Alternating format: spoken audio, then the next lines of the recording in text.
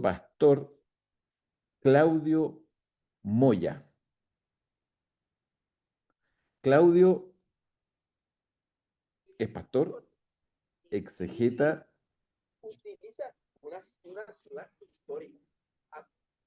y profesor, con bastantes años de experiencia, aunque al mirarlo no se le nota, pues se ve muy jovencito, pero lleva muchos años de experiencia ya en el ministerio pastoral, de enseñanza bíblica, formación académica tiene en griego y hebreo, estudios en exégesis bíblica con trayectoria en liderazgo congregacional, discipulado y traducción, fundador de iniciativas sociales, con pasión por la formación integral de comunidades de fe y la difusión de recursos bíblicos en contextos multiculturales.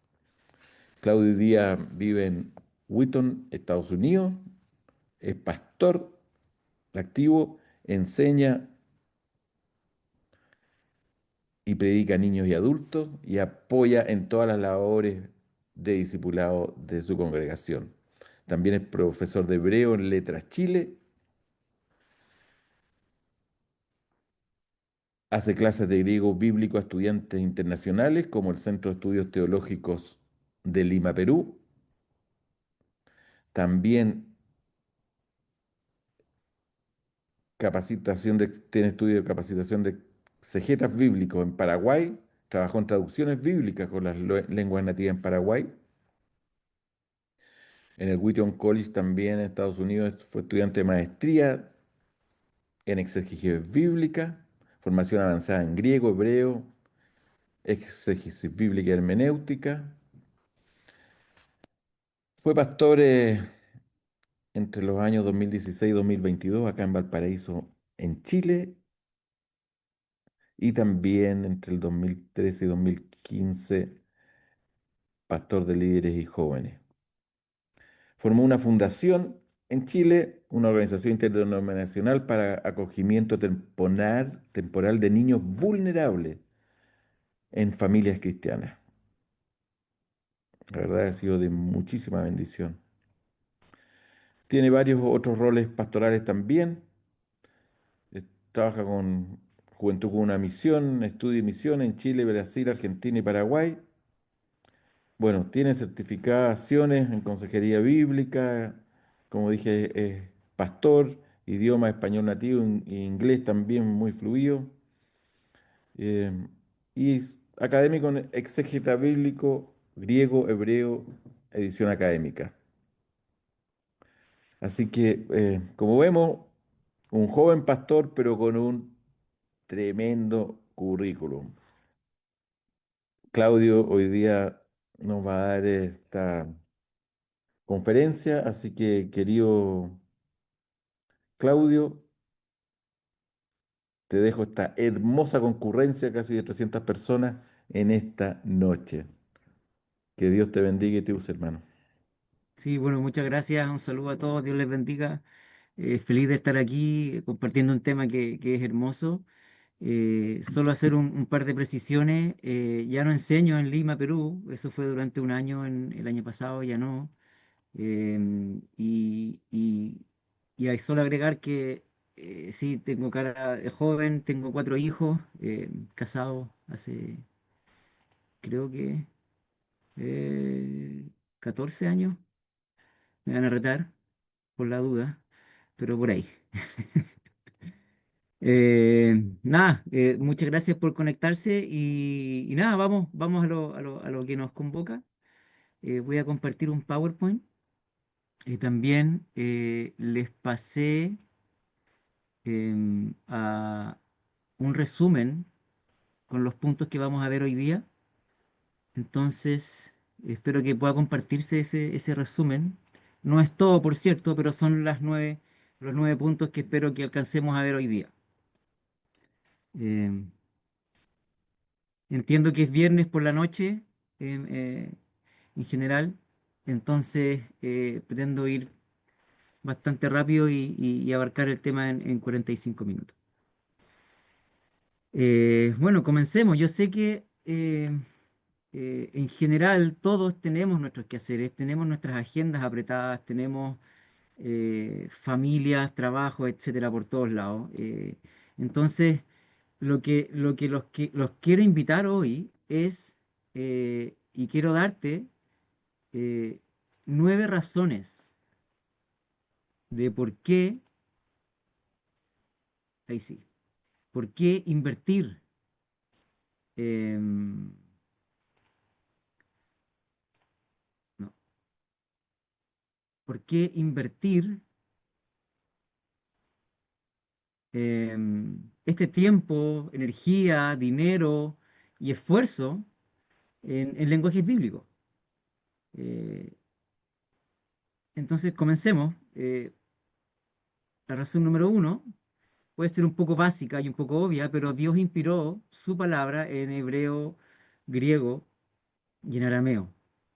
3 cuartos de la Biblia es hebreo, un cuarto es griego y casi que, digamos, 1% en arameo. Entonces, si lo pensamos en términos de cantidad de número, el Antiguo Testamento aproximadamente podríamos decir que son cerca de 440.000 palabras, un poco más, antiguo y nuevo. Ahora, si revisamos, eso es en hebreo y griego. Ahora, si revisamos la Reina Valera 60, por ejemplo, tiene alrededor de 780.000 palabras, perdón, 783.000 palabras, un poco más.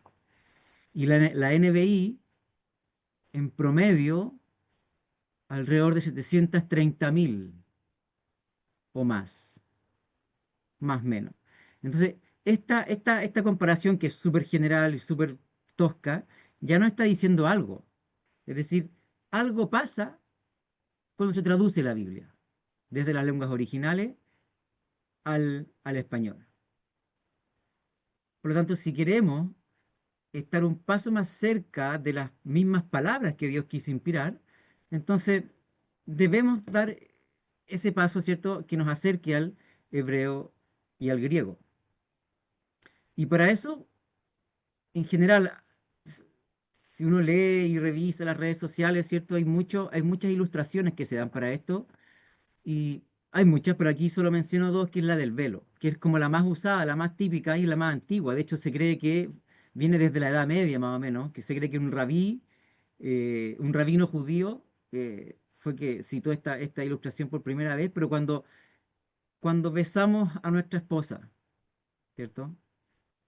Lo hacemos con o sin velo. Sin velo, ¿cierto? Ese es por lo menos el deseo, ¿cierto?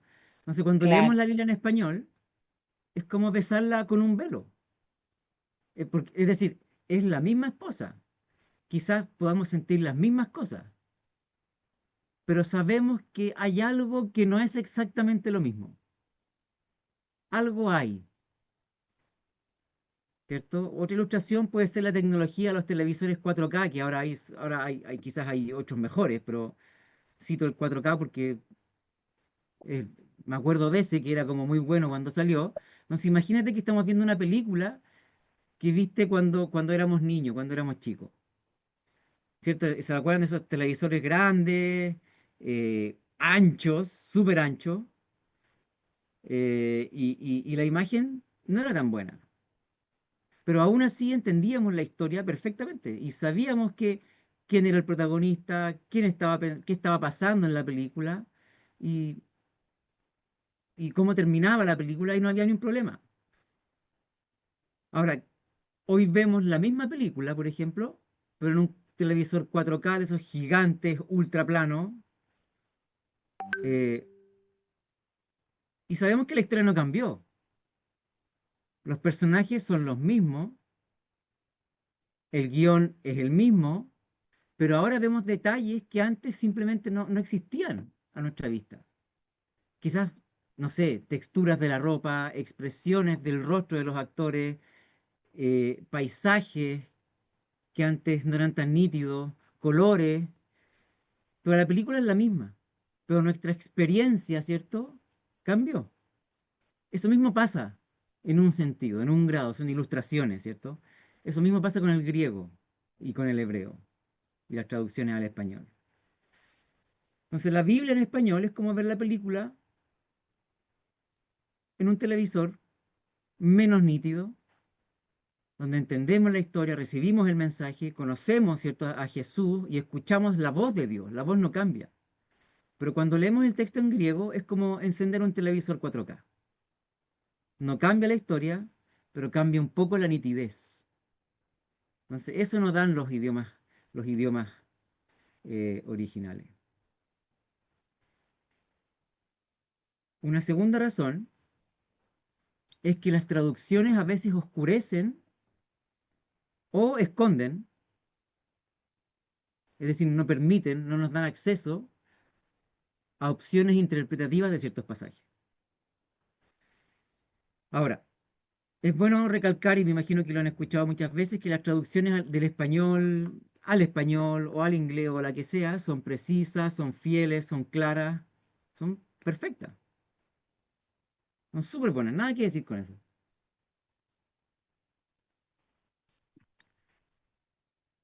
Pero en un sentido no son perfectas, no porque sean malas traducciones, sino porque todo ejercicio de traducción entre una lengua a otra no puede transmitir todo el significado original. Ya que estamos conectando dos lenguajes con diferencias gramaticales. Entonces, nunca será perfecta esa conexión. No existe esto de la Biblia literal, palabra por palabra. Bueno, a veces va a poder pasar, pero en general eso muchas veces no pasa. Y de ahí viene, ¿cierto?, la gran diferencia entre el número de palabras, entre los textos originales y nuestras Biblias actuales. Quizás algunos de ustedes conocen académicos involucrados en comités de traducción y son de primer nivel y tienen las mejores intenciones en lo que hacen.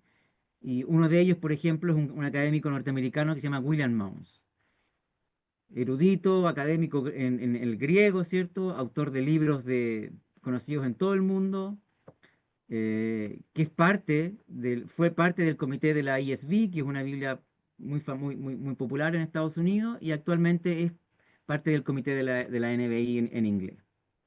Pero con todo su conocimiento de griego, él y los comités y los editores no pueden hacer una Biblia exactamente igual al griego. ¿Por qué? Un poco por lo que vengo diciendo anteriormente. Pero me gusta la cita que dice aquí este autor, Trevin Max, en el libro The Rewards of Learning Greek and Hebrew. Él dice, no es que no podemos traducir todo bien, sino que no podemos traducir todo. Ese es el punto. Las palabras no capturan todos los matices particulares de significado al pasar de una lengua a otra. Ese es el punto. Hay ciertos pasajes en los que la traducción sí será palabra por palabra y no habrá ningún problema, pero habrá otros donde no existen estos paralelos, ¿cierto? Y el problema de aquí es que van a existir múltiples posibilidades de traducción. Y vamos a ver ahora algunos ejemplos. Entonces los comités o los editores de estas Biblias deben necesariamente tomar decisiones exegéticas y interpretar el texto. Es decir, van a interpretar para traducir. Ojo, no no es una contradicción. Interpretar para traducir, para traducir. Por ejemplo, vamos con un ejemplo. Eclesiastés 1:2 dice, vanidad de vanidades, dijo el predicador, vanidad de vanidades, todo es vanidad. Eso está en la Reina Madera 60 y en la NBLH, ¿cierto? Pero si revisamos otras Biblias, la NTV cambia bastante. Dice, nada tiene sentido, dice el maestro, ningún sentido en absoluto. La NBI, vanidad de vanidades, dice el maestro, no dice el predicador, dice maestro. Vanidad de vanidades, todo es vanidad. Dios ha hablado, sí, Dios habla hoy. Vanidad, vana ilusión, vana ilusión. Todo es vana ilusión, etcétera. Pura ilusión, dice la palabra. Y Robert Alter, que es un académico, un erudito en Antiguo Testamento, dice mero aliento, dice Cogelet. Mero aliento, todo es mero aliento. Wow, ¿qué pasó aquí? Entonces, claro, la palabra vanidad crea un gran problema para los traductores. ¿Qué pasa? El término vanidad es un término hebreo, Hebel, se dice en hebreo, Y en su acepción literal sería viento, humo, vapor o soplo. Por esa razón, Robert Alter opta por esa traducción. Él tradujo todo el Antiguo Testamento. Creo que se demoró cerca de 3 años. Entonces, claro, lo que busca este autor, este erudito en el Antiguo Testamento, lo que busca él es dejarle el trabajo al lector. Algo que personalmente me gusta mucho, pero que ninguna versión hace en español. De las que tengo aquí, quizás hay muchas más, pero estas son como las que generalmente usamos, ¿cierto? Ni una dice aliento, humo, vapor. Pero si avanzamos un paso más del concepto literal de la palabra, Hebel en su sentido metafórico sería algo temporal, algo transitorio, algo efímero, como el vapor. Es lo que transmite, ¿cierto? Es como cuando digo el tiempo es oro. El tiempo no es oro, ¿cierto? El tiempo es tiempo. Pero si traspaso la barrera del literal, puedo decir el tiempo es oro, el tiempo es valioso, ¿cierto?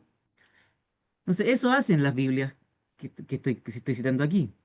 Pero ahora, si muchas de estas van un segundo paso más allá, y creo que la mayoría lo hacen, y traducen esta palabra que es vapor como algo vano, es decir, algo enigmático, algo ilusorio, ¿cierto? Y otras, como la NTV, que esta ya avanza 2 pasos más allá, dice sin sentido. ¡Wow! Ahora, si ponemos, no es lo mismo decir mero aliento que decir sin sentido. No es lo mismo.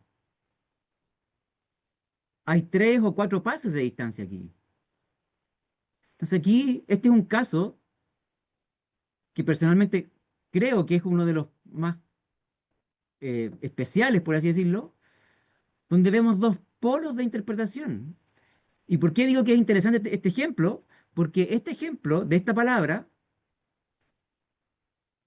ha suscitado actualmente debates académicos, bueno, no ahora, pero por décadas y siglos quizá, porque esta palabra, como tú la traduzcas, va a depender el tono no sé si el tono, pero la fuerza que el libro de Eclesiastés te va a dar completamente. Es decir, todo el libro va a adquirir un tono distinto si tú dices Hebel es sin sentido. ¿Por qué? Porque muchos académicos del Antiguo Testamento, de Eclesiastés, dicen, no, este libro es un libro súper negativo. Esto significa sin sentido. Pero en el otro extremo están los académicos que dicen, no, Eclesiastés es un libro positivo, ¿se acuerdan? Bebe, goza a la mujer en tu juventud, dice, y muchas veces hay esos pasajes, hay 5 o 6 veces citas directas al goza, vive, come y bebe, ¿cierto? No sé si se acuerdan de esa cita. Eclesiastés, entonces dicen, no, es un libro súper positivo. Y en el centro de ese debate está este problema, mero aliento o sin sentido. Entonces, dicho eso, muchas veces caemos en el error de juzgar una versión como superior y otra como inferior, ¿cierto? Pero ojo, eso no siempre es así, sino que simplemente los traductores al pasar de una lengua a otra deben interpretar para traducir, porque hay un rango semántico que el traductor debe escoger. Y sumado a eso, muchas veces en el hebreo los términos no son tan, en hebreo los términos son muy ricos. Y en muchas lenguas también, no porque solo es hebreo, que no se pueden traducir o transmitir en una sola palabra en español. Y de ahí la razón de por qué tenemos tantas Biblias diferentes y comentarios, tanto comentario. ¿Por qué? Porque se intenta transmitir la riqueza de esta riqueza semántica a través de distintas Biblias. Eh, a ver, paso rápidamente por otro ejemplo. A ver, Eclesiastés 1:1 dice, palabras del predicador, hijo de David, rey de Jerusalén. Esta es podríamos leerlo palabra por palabra y está literal y no hay ningún esfuerzo aquí exegético o de traducción. Es palabra por palabra. Pero si revisamos diferentes versiones nos damos cuenta de que hay una palabra que traducen bastante distinto. Por ejemplo, en la NTV, la NBI, dicen maestro. Esta palabra en amarillo que se dice Kohelet. La Dios habla hoy, la Reina Valera 60, la Biblia de las Américas, predicador. Y la palabra, la Biblia hispanoamericana, la única que traduce como Kohelet. Entonces, este es un breve ejemplo para decir, bueno, cuando leemos una versión o dos versiones, hay cosas que no nos damos cuenta que están ocurriendo detrás y que y que los traductores usaron y interpretaron por nosotros. Em, y por último, lo interesante de este ejemplo es que nos muestra que traducción e interpretación son partes o pasos diferentes que no son contradictorios. Muchas veces creemos que es una contradicción, no me están interpretando la Biblia, no puede ser. Pero toda traducción es una interpretación. Es parte del mismo proceso de transmitir el mensaje bíblico de una lengua a otra. Pasemos a la razón 3, el estudio de palabras. Las palabras en ningún idioma significan una sola cosa. Eso pasa en español todo el tiempo. Por ejemplo, ayer me levanté tarde y corrí a la oficina. ¿Se entiende, cierto? Pero no es lo mismo que ayer me levanté y corrí 10 kilómetros. Es la misma palabra, pero con un significado bastante diferente. Uno es literal y el otro es un poco metafórico, ¿cierto? ¿Por qué? Porque las palabras en ocasiones tienen diferentes significados según el contexto en que las estamos usando. ¿Por qué? Porque las palabras tienen un rango semántico. Es como piénsalo como una nube de significados donde el autor toma, pum, y elige según lo que él quiere transmitir, pensándolo como una nube de significados. Em, por ejemplo, quiero comer manzana no significa que amo la manzana, significa que la deseo. Pero te quiero no está expresando tanto la idea de te deseo, aunque puede serlo, pero se refiere más a que te amo, te estimo y te aprecio. O quiero buscar algo en internet. No estoy amando ni estimando a Google, sino que aquí estoy relacionándolo con una intención más que un deseo y un amor, ¿cierto? Y así pasa. O mañana nos vemos. El día de mañana quiero ser un bombero o lo hago mañana, no es lo mismo, ¿cierto? Entonces veamos un ejemplo bíblico. En Juan 3:3, Juan y Nicodemo, ¿cierto? Dice, amén, amén, te digo, le dice Jesús. Si uno no nace, y ahí en negrita, anocen, si uno no nace de nuevo o de arriba, no puede ver el reino de Dios. La mayoría de las versiones traducen como de nuevo. Solo una dice otra vez. Muchas versiones usan pie de página para mostrar este matiz de arriba. Pero la palabra griega anocen significa ambas. Significa ambas. Y muchas veces es deliberadamente ambiguo el idioma porque puede significar ambas. Y no significa que una esté mal y una esté bien. No. Significa que hay un rango semántico. Hay un rango semántico. Ah, ¿y no podrán ser las dos entonces? El problema es que muchas veces al traducirlo en español necesitamos escoger una.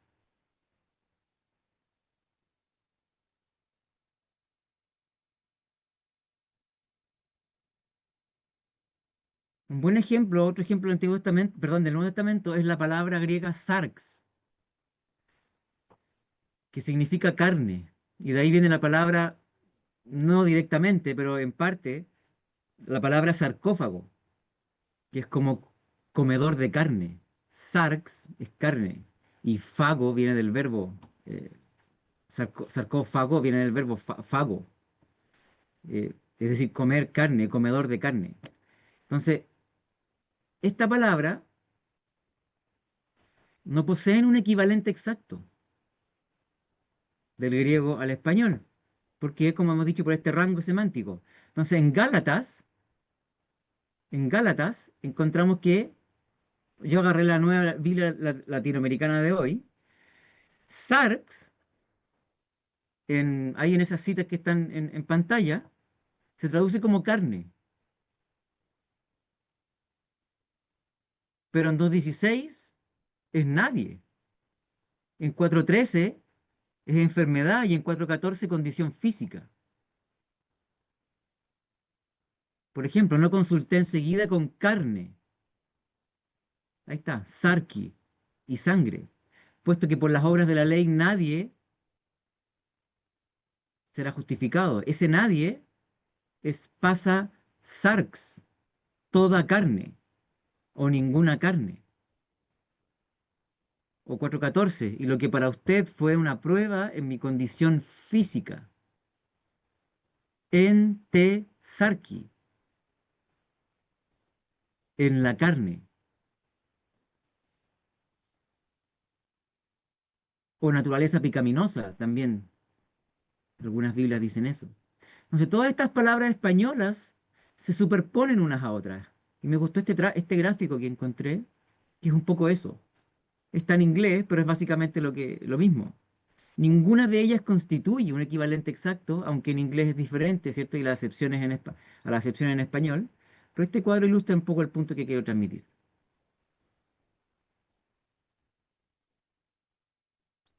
Esa sería la tercera razón. Una cuarta razón, y esta es bien interesante, es que la gramática transmite significado. Por ejemplo, si yo me pongo una polera, o como no sé, en Chile le decimos polera, pero un polo en Perú, no sé cómo se dice en otras partes, una polera bien sencilla, jeans y una chaqueta de cuero, ¿cierto? ¿Qué estoy transmitiendo? Un estilo casual, medio juvenil, ¿cierto? Pero ¿qué pasa si ahora me pongo esa mismo polo, esa misma polera, los mismos jeans, pero con un blazer ahora, formal, oscuro? Estoy transmitiendo un tono más relajado, ¿cierto? Pero un poco más profesional o formal, ¿cierto? Entonces, así como la ropa no solo cubre, sino que comunica algo, la gramática también no solo cubre significado de la palabra en sí, sino que crea también significado, aporta al significado de las palabras. Es como un envoltorio, pero en ocasiones lo que es envoltorio comunica, al pasar de una lengua a otra, queda velado, desaparece. Y eso pasa en poesía, mucho, mucho eso pasa en poesía, y en narrativa también, y en profecía también pasa bastante. Y el lenguaje apocalíptico también. ¿Y a qué me refiero con esto? Me refiero al uso de aliteraciones, que son la repetición de consonantes. Por ejemplo, tres trigos trigaban en un trigal. Esa es una aliteración. Eso se pierde. Y eso está lleno en el Antiguo Testamento. O asonancias, que es lo mismo pero con vocales. La agua clara baja por la quebrada. Eso se pierde. O estructuras poéticas como el paralelismo, y hay muchos tipos de paralelismo, quiasmo, fronting, que lo vamos a ver ahora, orden de palabras, etcétera. Por ejemplo, en Nahum 2.10 hay una literación que dice así: buká, u mebulaká, que significa desolación, devastación y destrucción. Entonces, Nahum no está solo transmitiendo palabras, está dando un sonido ahí, una aliteración, está transmitiendo algo más, está dando un énfasis. Y eso lo vemos, por ejemplo, ahora veamos a ver Génesis 1:1, ¿cierto? En el principio Dios creó los cielos y la tierra. Entonces alguien puede decir, ok, entonces Dios creó dos cosas, el cielo y la tierra, y no creó nada todavía. Ahora lo va a empezar a crear. No ha creado a los humanos. Esa puede ser una interpretación de este versículo. Pero lo que el autor está transmitiendo aquí, si revisamos la gramática, es que Dios creó todo. Eso está diciendo. ¿Por qué? Porque usa un merismo. ¿Y qué es un merismo? Es una figura literaria que consiste en expresar el todo mencionando los dos extremos. Y que muchas veces hace este merismo y luego después lo explica. Entonces aquí el autor no se está refiriendo a solo dos cosas de toda la creación, sino que se refiere a todo el universo ordenado. Los cielos y la tierra. Es como cuando decimos en español, te busqué de día y de noche y no te encontré. O me fui de vacaciones y recorrimos el país de norte a sur. Eso es un merismo. Ahora, quizás tú digas, bueno, yo leo mi Biblia en español y sí, lo capto eso. Pero, si observas el hebreo en pantalla, notarás que hay dos palabras que no se traducen. Después de Dios, aquí está en negrita, dice et. Et, después dice los cielos y después de nuevo dice et. Esos son marcadores de objeto directo. Son dos palabras que no se traducen, sino que están señalando algo, muestran algo. Y van justo antes del objeto directo. Entonces, ¿qué nos están diciendo aquí? Que los cielos y la tierra son el objeto que fueron creados. Sí, es lo mismo que estoy leyendo en español, ¿cierto? Pero la gramática no me deja lugar a dudas de que es así, porque nos está mostrando estos dos marcadores de objeto directo que están ocultos en español. Ahora, veamos otro ejemplo. En todos los idiomas existe un orden de las palabras. Yo no soy profesor de castellano o de español, he ido aprendiendo mucho, ¿cierto? Con esto. Puedo no ser preciso muchas veces con mi lenguaje, entre paréntesis, cierro paréntesis, pero todo idioma tiene orden de palabra. Y este orden expresa un énfasis o una importancia. Ahora, en todas las lenguas existe lo que se llama fronting, que es mover un elemento que está por orden natural al medio o al final, al inicio. Es para dar un énfasis. Por ejemplo, como dice ahí, encontré las llaves de la cocina. Sí, las encontré. Qué bueno. Pero no es lo mismo decir en la cocina encontré las llaves. ¿Cierto? El énfasis está en el lugar. Es como que dijera, no fue en otro lugar, no fue en mi pieza, fue en la cocina. Entonces, en hebreo, el orden más común, esto cambia muchas veces, pero el nombre más común de las oraciones es BSO, es verbo, sujeto, objeto. Por ejemplo, lee Juan el libro. Ese es como el orden estándar. Parte el verbo y después el sujeto del verbo. Pero en español no leemos así generalmente. Se entiende, pero lo normal en español y lo esperable es Juan lee el libro, ¿cierto? Partimos por el sujeto, el verbo y después el complemento o el objeto. Entonces, es muy común en hebreo traer una palabra que está al medio al comienzo, alterando este orden, dando un énfasis. Y se llama fronting o traer al frente.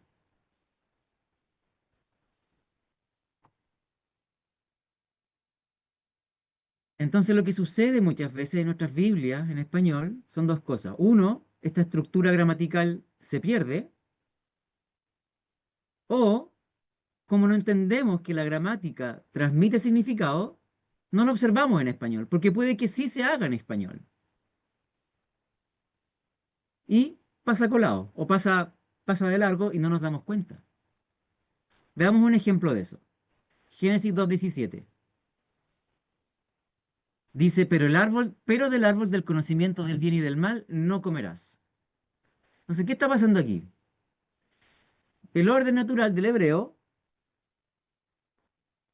sería verbo sujeto objeto, es decir, no comerás del árbol, entendiendo que tú no comerás del árbol, ¿cierto? Se subentiende que el sujeto aquí es tú. Pero ¿qué es lo que hace este versículo? Hace un fronting, trae al frente. Y el orden aquí es objeto, sujeto, verbo. El verbo está al final, si lo ven ahí. Tojal, ajal, el verbo es comer, al final.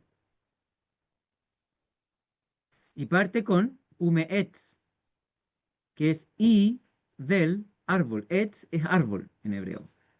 Entonces, ¿qué está comunicando este fronting? Un énfasis en el árbol, en el objeto, en la prohibición de esto. Esto está prohibido. No es en la acción. La acción está al último. El foco cae en qué es lo que está prohibido, no en el mandato. Es como que si dijéramos en español, de ese árbol, precisamente de ese, no comerás. Y la gran mayoría de las Biblias en español mantienen el orden, salvo Reina Valera Contemporánea y la PDT, Palabra de Dios para Todos, creo que si mal no recuerdo. Ahora, aunque en español o inglés también el orden es fiel al hebreo, en su gran mayoría, la gramática española no transmite lo que la gramática hebrea sí hace con el fronting, perdiendo este efecto que el hebreo quiere transmitir, pero que del español no está escondido, pero está oscurecido. Otro ejemplo es Primera de Samuel 24:18. Esto es bastante común en hebreo, marcando énfasis. Dice ahí, porque tú me has hecho bien, o el bien. Parte con un ki ata, es porque tú, ata, la palabra en negrito ahí, significa tú, el pronombre personal. Luego, pero ¿qué es lo que pasa aquí? La tercera palabra, gemaltani, es el verbo. Ahora, en hebreo los verbos incluyen el pronombre. Es decir, si yo saco el pronombre ata, dice lo mismo. Entonces, el autor, Samuel, quiso agregar el pronombre. Entonces, el autor lo hizo para dar énfasis. Es decir, porque tú me has hecho bien. Tú, el énfasis está en el tú. Porque si queremos ser literales, ese tú está dos veces. En el verbo, porque está conjugado, y en el pronombre. Ese tipo de énfasis está lleno en el Antiguo Testamento. Pero las versiones en español no lo pueden. No, no es que estén malas, pero no lo pueden hacer. No lo pueden.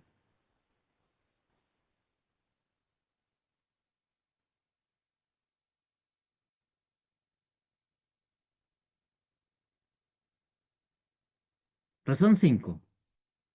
Podrás seguir con mayor nitidez el flujo argumental de un pasaje. ¿A qué me refiero con esto? Imagínate, parto con una ilustración. Imagínate que estás siguiendo un mapa de una ciudad nueva. Y en este mapa que te pasaron, cada calle está marcada, cada giro indicado, ¿cierto? Y ves exactamente cómo una calle se conecta con otra. ¿cierto? Y podemos decir, ok, ese mapa es el texto hebreo o el texto griego.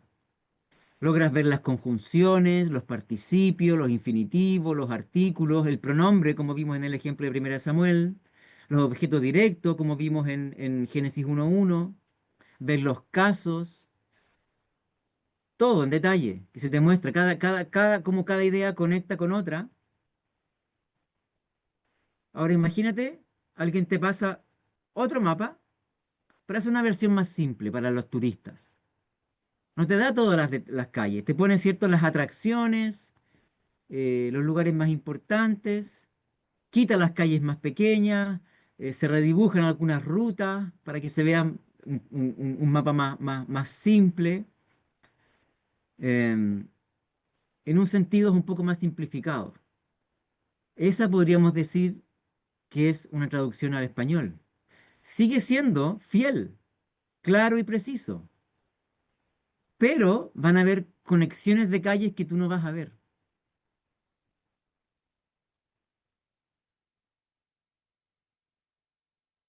en el griego. Entonces, cuando vuelves al mapa original, vas a ver esas conexiones, vas a ver las transiciones, vas a ver las relaciones lógicas entre párrafos, entre argumentos y cada matiz. Y el flujo del pensamiento del autor se vuelve súper nítido, preciso y verificable, sobre todo en griego. Veamos un ejemplo. Este famoso pasaje de Efesios 2.8 dice, porque por gracia ustedes han sido salvados por medio de la fe, y esto no procede de ustedes, sino que es don de Dios. Ahí está el texto de la primera cláusula en griego. Porque por gracia, dice ahí, ustedes han sido salvados. Tegar, hariti, tegar, ¿cierto? Ahí lo coloqué en negrita. Ahora, ¿qué pasa con el griego? El griego usa aquí la partícula porque al inicio, gar, como lo ven ahí en la pantalla, entonces, ¿qué es lo que está haciendo? Nos está indicando que esta frase del verso 8 explica lo anterior. No estoy diciendo nada nuevo, ¿cierto? Este verso 8 es una razón que sostiene un argumento previo y marca una conexión lógica. Es decir, esta frase, te garhariti este sosomenoi, está en subordinación respecto del argumento anterior. ¿Por qué? Porque está dando una razón que sostiene lo que dijo ya Pablo en el 7, 6, etcétera. Y además, agregado a eso, que es como el punto que quiero transmitir aquí, sosomenoi es un participio perfecto, que es mejor, no sé si mejor, pero literalmente está diciendo ahí, han sido salvados, han sido, tiempo perfecto, pasado con consecuencias presentes. Entonces, no solo es una acción pasada, no es, no está usando un pasado simple, sino que está usando un tiempo perfecto. Entonces, ¿qué pasa con las Biblias en español? Si revisamos ahí, no quiero leerlas todas, pero dice porque, muchas de esas usan el porque, pero hay dos que no, la NTV y la TLA. Entonces, ¿qué es lo que está pasando? Estas versiones esconden absolutamente el No, no sé flujo a qué me del voy a argumento. dedicar ya en el futuro. Este, como quiero tener un grupo, Ahí, ¿se pueden apagar el micrófono? Entonces, estas dos versiones oscurecen este flujo del argumento. Esta relación entre el 7 y el 8 está perdida. Se pierde absolutamente.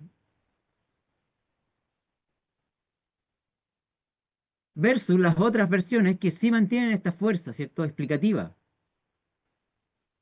Y algunas también, entre paréntesis, suavizan el matiz del perfecto. que es un estado actual, o sea, es un estado actual, pero que viene de hechos pasados. Y otras simplemente lo esconden, enfatizando el presente. Ahora, ¿por qué importa eso? Porque cuando leemos el griego, vemos justamente eso, que Pablo está indicando y no está empezando algo nuevo, como lo hace la NTV. Ves que la salvación es un estado actual y basado en una acción pasada. Y vemos como cada frase engancha con la anterior mediante partículas, que en este caso es una conjunción. Es como ver un esqueleto. En el español sí lo vemos, pero a veces puede ser difuso y no queda claro.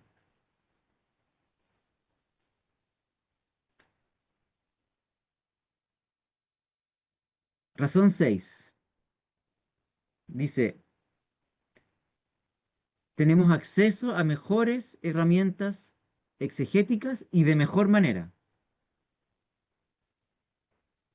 ¿Qué significa esto?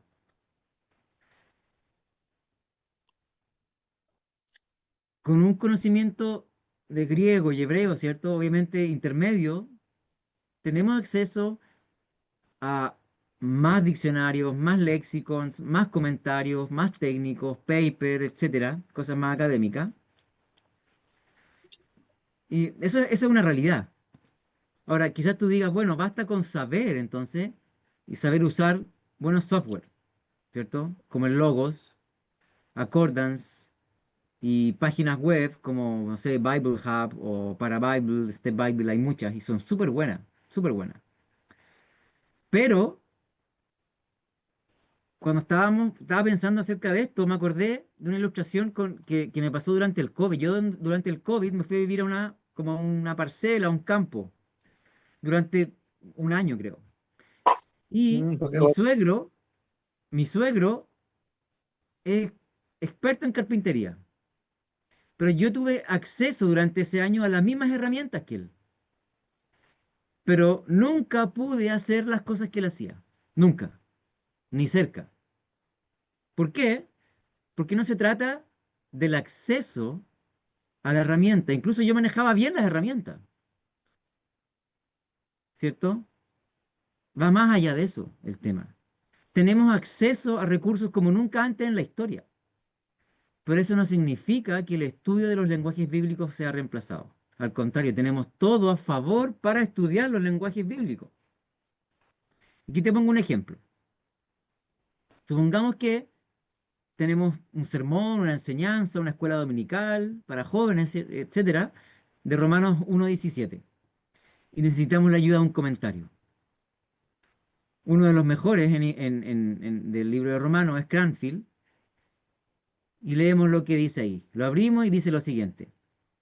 El otro desacuerdo principal concerniente a la cuestión de si en la frase de Kaiosune Theu, en 1.17, 3.21 y 3.22, Theu debe entenderse como un genitivo subjetivo o como un genitivo de origen. O dicho de otro modo, si Dikaiosune se refiere a una actividad de Dios o a un estado del hombre resultante de la acción de Dios. Es decir, la justicia de Dios como un don de Dios. En apoyo a la postura de que Theu es un genitivo subjetivo y de que Dikaiosune se refiere a la actividad de Dios, se han presentado varios argumentos. Uno, que entre 5, Theu Dikaiosune, Theu debe ser un genitivo subjetivo. Y continúa. ¿Tiene sentido muchas veces si leemos esto? No mucho. Espero que por ahora, pero si nos adentramos en el estudio del griego, ya a nivel intermedio, bueno, vamos a saber que hay un ingenitivo, y qué es un genitivo subjetivo, y qué es un genitivo de origen, etcétera. Y ya puedes entrar a dialogar con literatura un poco más técnica. Em, Otro ejemplo de este mismo punto, Primera de Corintios 1, perdón, Primera de Corintios 12:29 dice, el versículo dice, ¿acaso son todos apóstoles? ¿Acaso son todos profetas? ¿Acaso son todos maestros? ¿Acaso son todos obradores de milagros? ¿Cuál es la respuesta si yo leo este versículo en mi Biblia? Bueno, sí o no, no sé. Y muchos debates teológicos se han suscitado, ¿cierto? Debido a diferentes interpretaciones de pasajes como este. Y aquí no quiero polemizar, no quiero entrar en esos detalles. Pero cuando consultamos un comentario exegético de Primera de Corintios, vamos a leer algo parecido a esto. Dice, las preguntas precedidas por un me, como se ve en pantalla ahí en negrita, esperan una respuesta negativa. ¿Qué significa? Significa que el idioma griego puede indicar si la persona que formula la pregunta recibe un sí o un no como respuesta.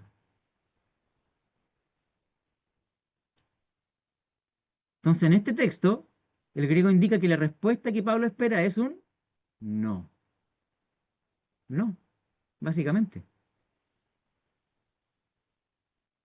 Razón 7. Los lenguajes originales nos guían hacia un acercamiento hermenéutico adecuado. Rápidamente, ¿a qué me refiero con esto? Que el estudio de los lenguajes originales nos impulsa, como que nos empuja a un acercamiento cuidadoso, ¿cierto? ¿Por qué? Porque nos obliga a atender al contexto histórico, literario y teológico de la escritura.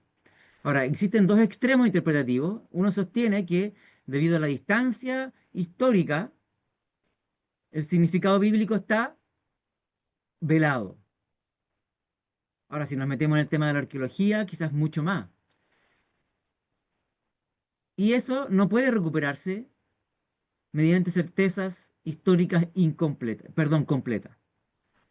El otro extremo afirma que, como esa certeza es imposible, el lector moderno debe crear el significado.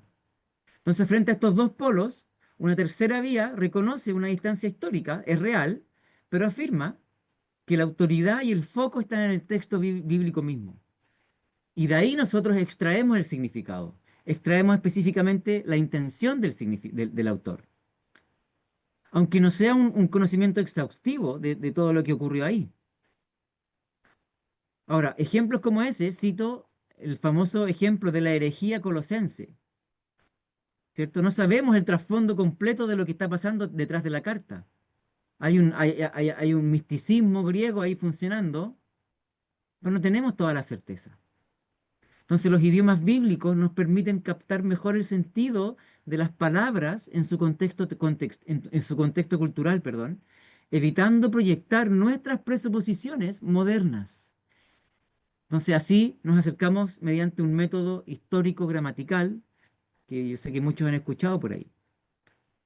Es decir, atendiendo a la historia y a la gramática. Y por cierto, a la teología. Razón número 8, y un poco va de la mano con lo anterior, es que el estudio de los lenguajes bíblicos son un potencial atenuante para la arrogancia. ¿Por qué? Porque hace que nuestras presuposiciones sobre algunos textos sean puestas en duda. Y nos salva de conseguir conclusiones eh, erróneas. Es decir, nos anima a la humildad por sobre la arrogancia. Es decir, nos pone frente al texto no como creadores de significado, sino como receptores de significado. Un ejemplo, Éxodo 21, 24 y 25 dice, ojo por ojo, diente por diente, mano por mano, pie por pie, quemadura por quemadura, herida por herida, golpe por golpe. Muchos asumimos, y me incluyo quizás en su momento, que este texto enseña la venganza, ¿cierto? La represalia. Incluso yo creo que es hasta un proverbio cultural que anima a pagar con la misma moneda. Pero esa presuposición es errónea.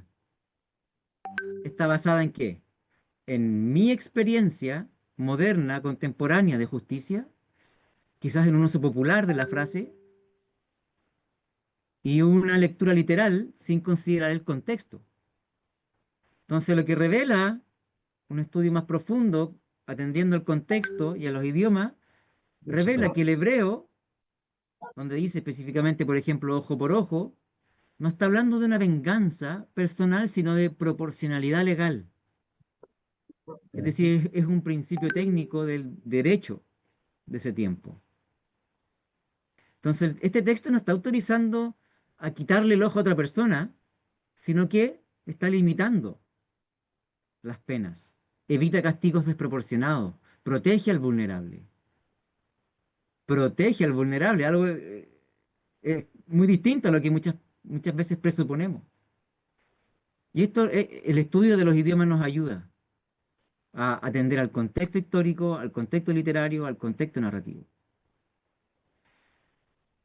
Eh, y así, em, aquí un poco, ya vamos terminando, relato mi experiencia. Llevo como cerca de 18, 16 años involucrado en el ministerio pastoral. Fui 8 años pastor en Chile, otro año aquí en Estados Unidos.